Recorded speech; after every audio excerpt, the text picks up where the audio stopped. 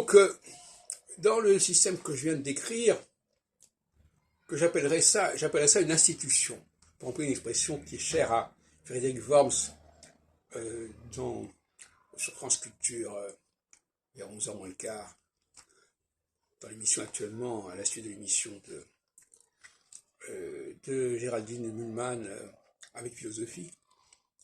Alors, il pose la question des institutions, mais pour moi, les institutions, ce ne sont pas celles uniquement créées par les hommes et par les sociétés.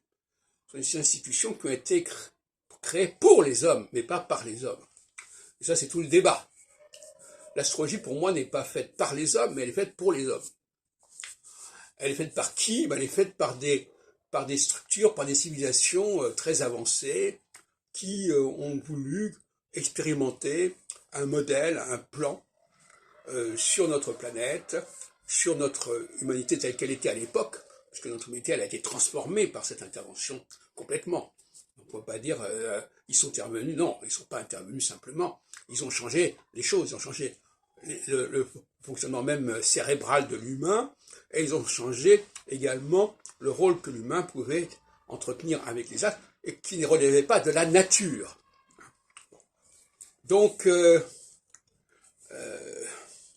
l'astrologie, c'est un système qui est devenu subconscient, si on peut dire, sous-jacent, qui crée une nouvelle humanité, une nouvelle espèce, une nouvelle civilisation, dans laquelle nous vivons depuis des millénaires. Et ça n'est pas du tout une institution comme celle auquel songe Worms, certainement pas. C'est une institution transcendante, si on peut dire.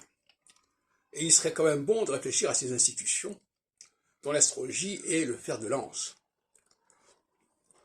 Alors, dans cette institution, il est instauré une cyclicité, bien évidemment, et qui dit une cyclicité dit également une répartition des rôles. Et les hommes et les femmes ont des rôles différents et complémentaires.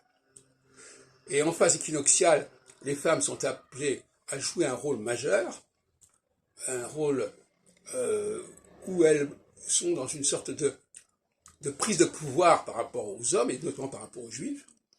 Et en phase solsticiale, c'est l'inverse qui se produit. Ça, ce sont des... Donc finalement, les hommes et les femmes et les juifs sont des éléments moteurs de la cyclicité qui a été instaurée par cette institution.